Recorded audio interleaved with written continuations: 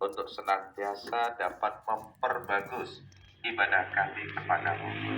Yang sama kita hormati keluarga besar ahli bait tumpuan musibah. Hormat yang sama kepada bapak-bapak, tokoh agama, tokoh masyarakat, para ustadz, jemaah majelis takziah yang dirahmati Allah. Beruntung dan bersyukur kita semua di sela kesibukan kita masih menyempatkan waktu untuk hadir di rumah duka ini. Ini berangkat dari keimanan, kita sadar bahwa Islam dengan Islam itu bersaudara. Kemudian kita juga tahu hari ini kita mendengar, melihat, menyaksikan bahwa saudara sahabat kita kembali menghadap Allah. Maka kita mencari ridho dan pahala melalui kita mendoakan, melalui kita membantu bagian sedikit rezeki yang kita berikan, dan melalui sholat yang kita dirikan. Ini cara membantu, tapi sesungguhnya apa yang kita lakukan kembali kepada kita. Karena pada akhirnya nanti kita akan mendapat giliran yang sama. Hari ini kita bertakziah, pada satu saat kita akan ditakziahi. Hari ini kita mungkin mensolatkan, pada satu saat kita disolatkan. Dan hari ini kita mendoakan, pada satu saat kita didoakan. Inilah Islam. Maka kaum muslimin dan muslimat ini gak pernah ketinggalan di saat kita berdoa. Bapak dan saudaraku sidang takziah yang dirahmati Allah, banyak doa yang sudah dilantunkan. Intinya semua kita semoga mendapat keampunan atas dosa yang pernah kita kerjakan, dan khususnya kepada almarhumah yang telah mendahului kita, kiranya diampuni Allah dosanya, diterima Allah semua amalnya, ditempatkan Allah di tempat yang sebaik-baiknya, dan keluarga yang ditinggal dapat sabar. Bapak dan saudara, secara umum saya, Bapak, di ruang ini atau di luar sana, pasti satu keyakinan, satu kepercayaan bahwa kita semua yakin bahwasanya kita bakal mati. Ya, jadi kita semua percaya bahwasanya kita bakal mati. Tak seorang pun yang tak percaya kalau dia bakal mati. Semua percaya bahwa kita bakal mati. Cuman kita kan nggak tahu kapan, di mana kita mati. Kita nggak tahu. Tapi mati itu kita yakinin dan suatu kepastian. Apakah mati kita di tempat tidur, di kamar mandi, di jalan, rumah sakit, itu urusan Allah. Tapi yang penting kita mati. Tapi matinya kita beda dengan makhluk ciptaan Allah yang lain. Kalau kita yang disebut inna lillahi wa inna ilaihi, datangnya kita dari Allah, kembali kepada Allah. Nah, kalau kembali kepada Allah, supaya kita sadar kalau kita kembali pasti harus ada persiapan bekal apa yang harus kita bawa. Makanya ada sifat hablum minallah wa hablum minannas. Supaya kita akan diterima sebagai hamba Allah, maka lakukanlah hubungan baik dengan Allah supaya kembalinya kita disambut. Ya ayat Tuhan, wahai jiwa yang tenang, kembalilah kamu dengan hati yang ridho dan ridhoi. Ya. Ini makanya hari ini kita harus tenang. Tenang dalam rangkaian menerima ketetapan Allah. Maka kita harus suka hari ini. Dan suka dalam menjalankan perintah Allah. Ada hubungan baik, hablum minallah, sehingga kembalinya kita disambut. Kembalilah. Sini. Kembali. Kenapa? Karena kita selalu ada hubungan. Tapi kalau kita nggak punya hubungan, bagaimana? Allah tetap memberikan rahmatnya, rezekinya, kehidupan kita. Tapi kadang-kalanya Allah nggak pernah diabaikan apa yang menjadi tuntutannya. Yang salah bukan Allah, ya kita. Makanya Bapak dan Saudaraku, kata Nabi, ingatlah kamu dengan kematian. Karena kalau kita selalu ingat-ingat kematian, kita nggak sembrono hidup ini. Ya, jadi makanya dengan kita selalu mendengar, mendoakan. Dan semalam hari Rabu saya ceramah di Sidomukti. Waktu saya ceramah jemaah saya meninggal. Pak Ustadz meninggal si Polan. Saya doakan. Dan saya berpikir nanti besok saya datang. Karena jemaah. Begitu saya pulang ke rumah 5:30, rupanya ada jemaah dari Bunut Barat datang juga. Silaturahmi yang disebut halal bihalal. Kemudian ketuanya, begitu minta izin bla bla bla bla, kemudian sampai Rabu depan ya, besok ini maksudnya saya ngaji. Begitu pulang ya sama-sama, paginya insya Allah 5:30 habis saya sholat subuh pulang, dikabari anaknya nangis-nangis, Pak Ustadz, kenapa? Saya bilang, mama meninggal, padahal udah rangkulan sama istri, sehat. Nah artinya meninggal itu kan bisa saja kapan saja. Di fakta hari Rabu semalam. Jadi sorenya tempat saya, malamnya subuhnya dia tinggal. Nah kita juga kan ini merupakan pelajaran. Jadi artinya meninggal, mati itu bagi orang yang beriman gak perlu takut. Ya, makanya saya selalu katakan orang yang beriman gak perlu takut mati, tapi jangan cari mati. Karena hidup kita harus hati-hati. Kita berjalanlah di syariat ilahi. Jadi aturan ilahi. Ini yang pertama, bahwa kita bakal mati ya Pak ya. Yakin ya? Yakin. Yang kedua, kita pasti percaya dan yakin kalau mati gak pernah bawa apa-apa. Harta yang kita cari hari ini dari pagi sampai sore sampai pagi, gak pernah lelah kita. Kita kumpulkan yang baik, yang buruk kita kumpul. Bahkan Indonesia ini milik kita. Toh mati gak pernah bawa apa-apa kok. Sadar kita semua bahwa kita mati gak pernah bawa apa-apa. Tapi kadang-kalanya kita dikecewa. Kita kadang-kalanya menjadi budak-budak harta. Sampai panggilan Allah, hayya ala sholah, hayya ala falah, seolah-olah angin lewat saja. Apa sih hidup ini? Kita berjuang untuk anak dari TK, SD sampai S2. Nah. Setelah mereka jadi, apa yang dibalas kepada mereka? Bisakah mereka membelikan surga untuk kita? Ada, Pak. Kita bangga anak kita jadi profesor, dokter, jadi jenderal. Toh nggak bisa menyelamatkan kita dari ajab neraka. Ada, Pak. Yang bisa cuma diri kita dengan ucapan istighfar. Nggak lama-lama, Pak. Udah 15 menit juga. Ya perlu dihitung loh, Pak. Karena kalau saya suruh aja, saya orangnya semangat, Pak. Takut lama-lama semangat, Pak. Karena mohon maaf Pak, saya kan kadang Sidodadi, saya di Ruawang, saya di Arjoman, memang lain lubuk, lain ikatnya Pak. Kalau daerah kami, malam ketiga, dia cukup zikir aja, doa, habis itu tausiah. Kalau di Rawang langsung tausiah, habis itu doa. Ya pokoknya lain-lain, bukan berarti nyalakan Pak. Artinya kalau malam ketiga kan ada tausiah. Karena banyak orang yang belum makan, kok nggak habis ramahnya, gitu juga. Ya, awak mau, jangan Pak Malik. Tapi tempat kami, kalau tapi gitu, dia singkat aja, habis itu ceramah. Ya ceramahnya pun jangan lama-lama lah. Karena ini kan kita udah capek kian. Dan jadi yang kedua tadi apa? Bahwa kita yakin bahwa kita mati nggak bawa apa-apa. Maka ada kawan, alhamdulillah dia tinggal, surat tanahnya nggak banyak Pak, cuma 2 lemari. Lembunya nggak hitung, dia nggak bisa ngitung. Toh ninggal gitu. Kalau dia nggak punya amal, hartanya itu ditebuskan kepada Allah sebagai tebus dosanya, nggak akan tertebus Pak. Jadi harta yang banyak, kita tebus dosa kita dengan harta itu nggak tertebus. Karena yang Allah minta, kalau banyak hartamu, kamu berinfak mumpung hidup. Kalau udah mati, pakmu sampai 1 triliun, 10 triliun, nggak laku. Ya kalau mau dasar Al-Qur'annya buka aja surah Ali Imran ayat 91. Ya. Kemudian buka aja surah Al-Maidah ayat 36.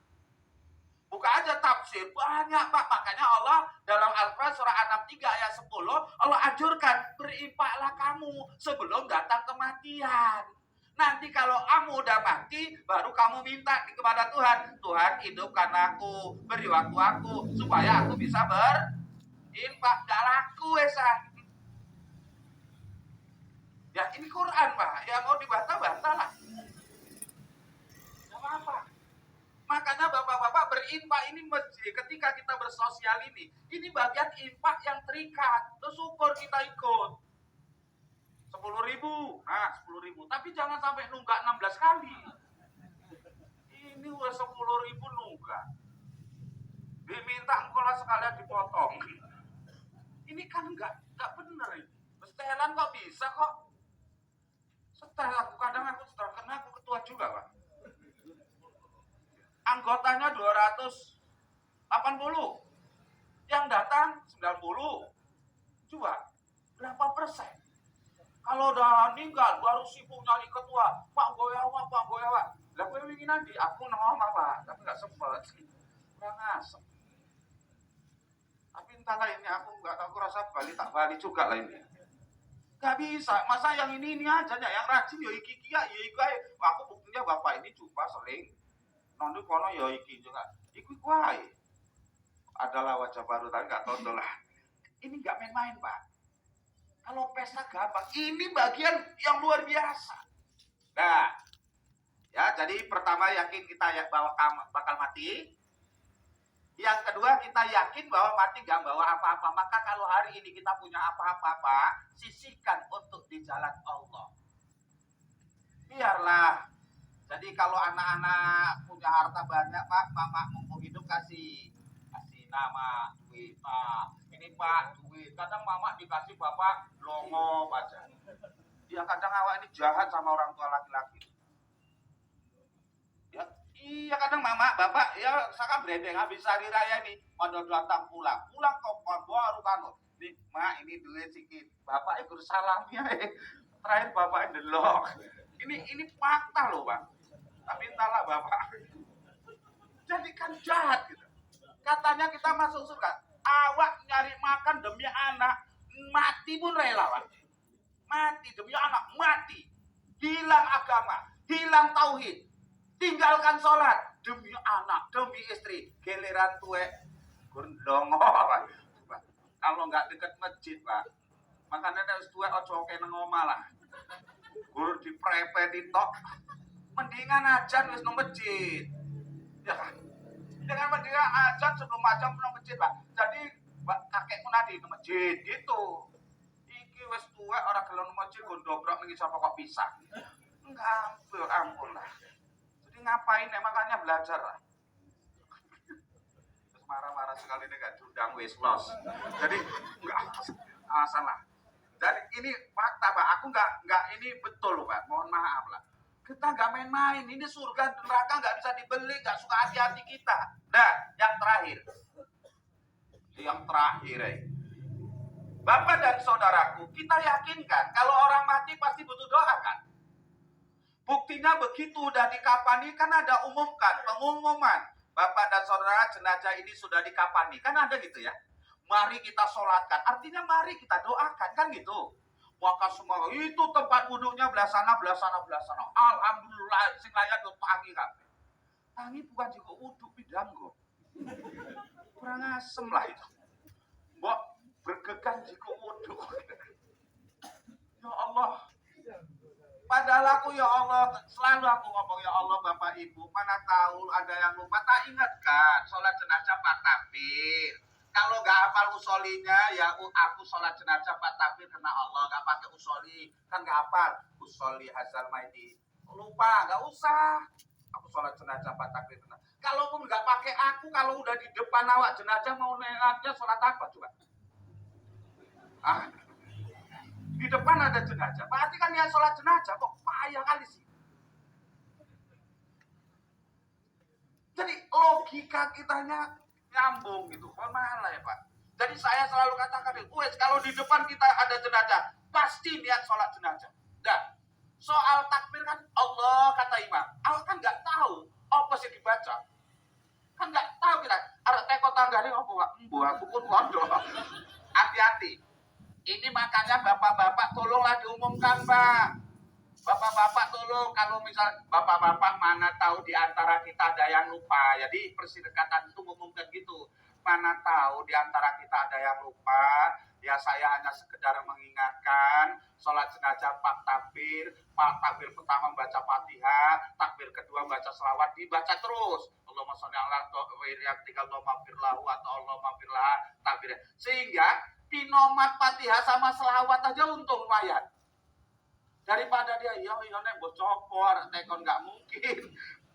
Mohon maaf Pak, ini bukan ngajari sebagai motivasi. Makanya Pak, kalau bisa ya diceramahkan dulu, plak, habis itu sholat, habis sholat diantar lagi. Jangan kembali, kadang sholatkan dulu, habis itu jenazah di sini, awak ceramah lama-lama.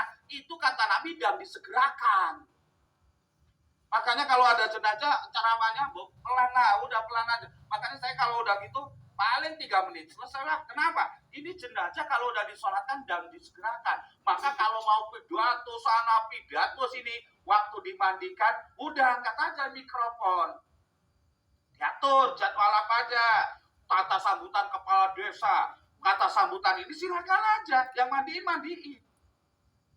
Utang piutang jalankan. Rasul nggak mau nyolatkan jenazah kalau utang piutang belum diambil alih loh. Dalam hadis Sahih Bukhari apa Sahih Tirmidzi. Makanya kita harus setelah diambil alih utangnya baru disolatkan. Itu Rasul hadis Pak. Ya nggak malah salah tapi kalau bisa mempermudah. Gitu. Makanya kita butuh doa ya Pak ya. Orang mati butuh doa ya kan. Makanya kan ada istilah kirim doa, hadiah apa? Pahala. Ada istilah sedekah atas orang meninggal. Ada istilah kurban atas orang meninggal. Ada istilah menghajikan orang meninggal. Kenapa kita lakukan itu? Karena kita sadar orang meninggal itu nggak bisa berbuat apa-apa. Orang meninggal itu nggak bisa cari pahala. Maka kitalah yang berupaya. Tapi kadang kalanya kita masih sehat. Diajak cari pahala. Kok payah? Ya, mumpung sehat kita carilah pahala. Karena dikasih sama nyari sendiri lebih banyak mana Pak? Oke. Kita mau ke Jakarta, nyari dulu apa dikasih nunggu kasihan orang? Aku nang Jakarta ya. Piro wae ongkos 10 juta. Ya iki aku nyangoni 9 juta ya iki kok. Aku nyangoni paling cekek ya. Jadi sing selebih kan awak. Jadi dikasih sama nyari ya banyak nyari. Sama dengan abang beradik ada 5, semua sukses. Bang, aku kan gini, selama ini aku naik sepeda loh Bang. Naik apa? Aku gak punya rumah, aku kepingin punya rumah. Cocok itu nah, nanti kami bantu. Iyalah Bang, sekian. Udah jumpa sama kawan. Bang, kan gini Bang, rumahku itu di Tasar itu kan batunya 25.000. Jadi aku mintalah kakak-kakak bantuan lah. Jadi oke, kami bantu. Sekarang batumu udah berapa? 1.000. Jadi kurangi 28.000. Oke itu. Kalau batu itu batunya 20, awak batu 5.000. Atau beli kereta 20 juta, yang awak batu 2 juta, dia punya 18. Lah, duitmu tuku kereta 20 piro duitmu? 2 juta. Jadi kurangi piro 18. Emang gue pengen. Tolong Pak, artinya paham kita. Beragama ini kita siapkan ibadah dulu. Ya soal terima nggak usah cerita. Soal khusyuk nggak usah. Pokok lakukan khusyuk nggak khusyuk agar sholat itu jadi lah itu. Aku nunggu khusyuk kok baru sholat, tinggal lah. Jadi nggak main-main Pak. Jadi terakhir kepada kita semua mohon maaf, kesimpulannya bahwa kita semua bakal mati dan bakal semua kita harta yang kita cari akan kita tinggal dan yang kita bawa cuma amal kita Pak. Maka lakukanlah banyak istighfar hari ini dan seterusnya karena istighfar itu adalah kekuatan yang amat dahsyat menghabiskan segala dosa. Jangan menganggap kalau kita punya dosa baru istighfar. Nabi saja dijamin Allah masuk surga banyak istighfar. Nabi aja dijamin Allah masuk surga, tahajudnya nggak tinggal. Lah kita ini apanya? Seperti apa? Jadi mudah-mudahan apa yang saya sampaikan sedikitnya ada manfaatnya, khusus anak-anaknya kepada anak almarhumah. Tentunya perjuangan ibu itu cukup biasa, luar biasa sekali. Kita nggak bisa seperti ini tanpa perjuangan seorang ibu. Maka hari ini ibu kita nggak butuh uang kita, nggak butuh makanan, pakaian, tapi yang dia butuh harapkan adalah doa. Karena Rasulullah memberitakan bagian dari doa itu untuk kedua orang tua kaum muslimin dan muslimat. Maka jadilah kita anak yang soleh. Kemudian setelah ibunda meninggal, maka bangunlah silaturahmi dengan abang beradik, kakak beradik. Jangan sampai gara-gara meninggalnya orang tua, hubungan itu akan semakin renggang. Itu berarti nggak mengikuti aturan. Karena kata Nabi, setelah orang tua kita meninggal, maka jalinlah hubungan silaturahmi kepada keluarga yang lain, supaya apa yang kita lakukan orang tua kita akan mendapatkan kebaikan-kebaikan yang kita kerjakan. Kalau ada kekurangan, kekhilafan, kesalahan, dan dalam penyampaian saya tidak cocok, maka atas nama pribadi saya mohon dimaafkan. Alhamdulillah, akhirnya saya sudahi. Subhanakallahumma wa bihamdika asyhadu an la ilaha illa anta astaghfiruka wa atubu ilaik. Nasrun minallah wa fathun qarib. Assalamualaikum warahmatullahi wabarakatuh. Waalaikumsalam.